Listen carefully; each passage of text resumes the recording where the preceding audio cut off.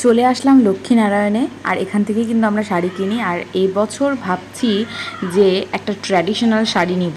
তো চলো তোমাদেরকে দেখাবো যে কি কি শাড়ি নিলাম আজকে।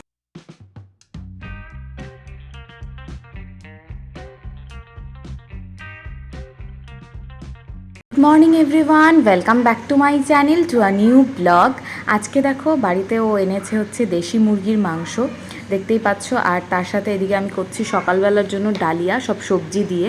এটার মধ্যে রয়েছে কোয়াশ, তারপরে রয়েছে ঝিঙে, এসব কিছু দিয়ে একবারে সুন্দর করে হচ্ছে গিয়ে সবজি টবজি দিয়ে করছি হচ্ছে ডালিয়া।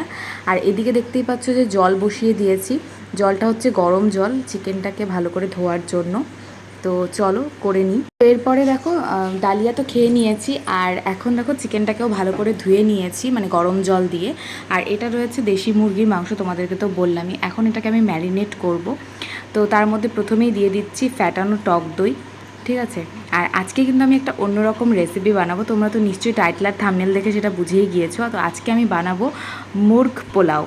তো আমি ফার্স্ট টাইমই বানাচ্ছি, তো ফার্স্টে দিয়ে দিলাম একটু হলুদের গুঁড়ো। আর এখন এর মধ্যে কী কী দেই চলো তোমাদেরকে সবটা দেখাচ্ছি। এরপরে দিয়ে দিলাম আমি জিরের গুঁড়ো, ঠিক আছে। জিরের গুঁড়ো দিয়ে দেওয়ার পরে এরপরে এখন আমি দিয়ে দিব কিছুটা ধনিয়া গুঁড়ো, ঠিক আছে। জিরের গুঁড়ো, ধনিয়া গুঁড়ো সব কিছু দিয়ে দিলাম, এই যে। আর সুন্দর করে এটার এখন ম্যারিনেট করে নিব। আর এটার মধ্যে দিয়ে দিব নুন আর সামান্য কিছুটা সর্ষের তেল। তো নুনটাও দিয়ে দিলাম, আর সর্ষের তেলটা দেখাতে আর মনে নেই। তো যাই হোক, ভালো করে এটাকে ম্যারিনেট করে রাখবো। আর এখানে দেখো ভোগ চালটাকে সুন্দর করে ধুয়ে তারপর এখানে শুকানোর জন্য রেখে দিয়েছি।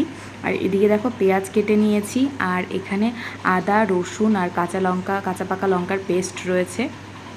তো রান্নাটা এখন বসিয়ে দিব। এই যে ম্যারিনেট করা মাংসটা, তো বেশ লোভনীয় লাগছিল দেখতে। আমি জানি না কীরকম হবে খেতে, কারণ ফার্স্ট টাইম বানাচ্ছি। এর আগে কোনোদিনও আমি চিকেন পোলাও ট্রাই করিনি। বেসিক্যালি আমি পোলাও কোনোদিনও করিইনি, তো ফার্স্ট টাইম করছি। এখন কীরকম হয় দেখা যাক। আর ওদিকে ম্যাক্সেটটাও বসিয়ে দিয়েছি।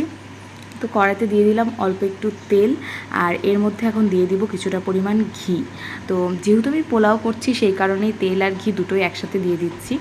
তো তেল, তারপরে আমি এর মধ্যে দিয়ে দিলাম ঘি। আর এর মধ্যে এখন ফোড়নে দিয়ে দিব গোটা গরম মশলা, তেজপাতা, শুকনো লঙ্কা। তো দেখো গোটা গরম মশলা দিয়ে দিয়েছি, শুকনো লঙ্কাটা দেইনি, গোটা গরম মশলা আর তেজপাতা এগুলো দিয়ে দিয়েছি। আর এখন এর মধ্যে আমি এটাকে পেঁয়াজটাকে ভালো করে একটুখানি ফ্রাই করে নিব। তো পুরো সম্পূর্ণ পেঁয়াজটা দিয়ে দিলাম, এরপর এটাকে ভালো করে ফ্রাই করে নিব। তো চলো তোমাদেরকে দেখাচ্ছি। তো দেখো সুন্দর করে কিন্তু পেঁয়াজের রঙটাও চেঞ্জ হয়ে গিয়েছে, আর ফ্রাইও করে নিয়েছি। খুব একটা বেশি ফ্রাই করিনি, কিছুটা কিন্তু ফ্রাই করে নিয়েছি। এখন এর মধ্যে আমি যে পেস্টটা করে রেখেছিলাম আদা, রসুন, কাঁচা পাকা লঙ্কা, সেই পেস্টটা পুরোটা দিয়ে দিলাম। তো এখন এটাকে সুন্দর করে একটু নাড়িয়ে নিব, যাতে যতক্ষণ পর্যন্ত রসুন আদার একটা স্মেল না চলে যায় ততক্ষণ পর্যন্ত এটাকে আমি কষাবো। তারপর এর মধ্যে কিন্তু আমি ম্যারিনেট করা মাংসটা দিয়ে দিব। তো দেখো অনেক সুন্দর করে কিন্তু ফ্রাই করে নিয়েছি। এখন এর মধ্যে আমি ম্যারিনেট করা মাংসটা দিয়ে দিব। তো চলো এই যে পুরোটা দিয়ে দিই। আর যেহেতু আমি টক দই দিয়েছিলাম সেই কারণে কিন্তু একটা জলও বেরিয়েছে, দেখতেই পাচ্ছ। তো এটা আমি এর মধ্যেই দিয়ে দিলাম, কারণ জল তো এমনিতে লাগবেই। তো ভালো করে এটাকে সুন্দর করে আমি এখন মিক্স করে নিচ্ছি। তো এই যে সুন্দর করে মিক্স করে নিচ্ছি, আর দেখতেও কিন্তু বেশ লোভনীয় লাগছে। আমি জানি না কতটা কীরকম কি হবে, তো চেষ্টা করব যাতে ভালো হয়। আর তোমরাও কিন্তু এভাবে বাড়িতে বানিয়ে খেয়ে দেখতে পারো, বেশ ভালোই লাগে। তো দেখতেই পেলে যে হচ্ছে মাংসটা কিন্তু সুন্দর করে কষানো হয়ে গিয়েছে।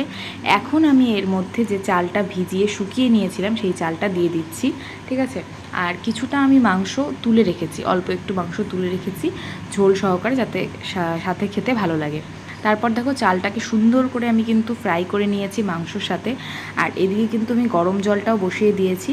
তো গরম জলটা এদিকে হচ্ছে, গরম জলটা হয়ে গেলে এর মধ্যে পুরোটা দিয়ে দিব। তো এই যে এটা কিন্তু একদম পরিমাপ করেই আমি দিয়েছি, মানে 1 কেজি যদি চাল হয় তাহলে কিন্তু 1 লিটারই জল দিতে হবে। তো ওইভাবেই আমি দিয়ে দিয়েছি। আমার এখানে 1 কেজি চাল নেই, তো যতটুকু চাল নিয়েছি আমি সেই হিসাব করেই দিয়ে দিয়েছি।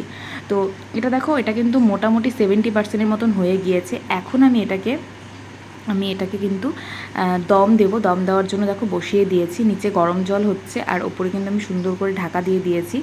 আর এই দেখো শেষমেশ কিন্তু আমার পোলাওটা এরকম হয়েছিল দেখতে, আর ভীষণ সুন্দর একটা স্মেল আসছিল। আর দম দেওয়াতে না আরও বেশি ভালো হয়েছে। দম দেওয়াতে জিনিসটার মধ্যে যে স্মেলটা রয়েছে, স্মেলটা একদম এর মধ্যেই চলে গিয়েছে আর ভীষণ সুন্দর লাগছিল দেখতেই পাচ্ছ। তো এই যে এখন আমরা খেতে বসে গিয়েছি, তো চলো খেয়ে নিই। আর সবাই বলল খেয়ে যে বেশ ভালো হয়েছে। তো চলো, এটা আমি কিছুটা হচ্ছে মানে মিমিকেও দিয়েছিলাম আর কিছুটা কিন্তু আমি হচ্ছে বাবাকেও পাঠিয়েছিলাম। তো ওরাও বলেছিল বেশ ভালো হয়েছে খেতে, আর সুরজিতও বললো যে হ্যাঁ বেশ ভালো হয়েছে। তো এরপর থেকে আরও অনেকবার ট্রাই করা যাবে। আর তোমাদেরকে তো পুরো রেসিপিটা দেখিয়ে দিলাম, তোমরাও কিন্তু এভাবে বাড়িতে বানিয়ে খেয়ে দেখতে পারো, বেশ কিন্তু ভালো লাগে। তো চলো দেখতে থাকো পুরোটা। এই দেখো বন্ধুরা, খাওয়া দাওয়া করে একটু রেস্ট করে নিয়েছি। এখন আমরা যাব হচ্ছে একটু শপিং করতে। ঠিক আছে, পুজো তো আর চলেই আসলো। আচ্ছা, সুরজিৎ আর আমি যাব, আর হচ্ছে গিয়ে মা যাবে। ঠিক আছে, মা যাওয়ার কথা ছিল না, পরে বললো যে হ্যাঁ চল তাহলে, যেহেতু চলেই আসলো পুজো, আর কিছুদিনই বাকি। আর আমরা যেহেতু আজকে যাচ্ছি, আর আগের দিনে তোমরা তো ব্লগটায় দেখেইছো, আর তোমাদেরকে তো যেগুলো কেনাকাটি করেছি সেগুলো তো দেখিয়েইছি। তো আজকে ভাবছি আমার জন্য কিছু একটা আজকে কিনে নিব, যদি পাই আর কি। আর মা কয়েকটা জিনিস, মানে গিফটের কয়েকটা জিনিস কিনবে।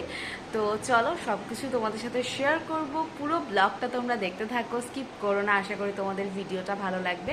তো চলো আর বেশি কথা বলছি না, রেডি হয়ে দেখা করছি। তোমরা পুরো ব্লগটা দেখতে থাকো স্কিপ না করে। চলো, এই দেখো রেডি হয়ে গিয়েছি, আর আজকে একটু বেরোতে মানে একটু দেরি করেই বের হলাম। তো চলো এখন যাওয়া যাক, আর তোমরা সব কিছু দেখতে থাকো, পুরোটা স্কিপ করো না। আর বাইরে না ওয়েদারটা একটু মানে ওয়েদারটা মানে বৃষ্টি বৃষ্টি করেছে আর কি, বৃষ্টি নামতে পারে, মেঘ ডাকছে। তো দেখা যাক, আমরা তো গাড়িতেই যাবো, অতটা ব্যাপার না বৃষ্টি নামলেও।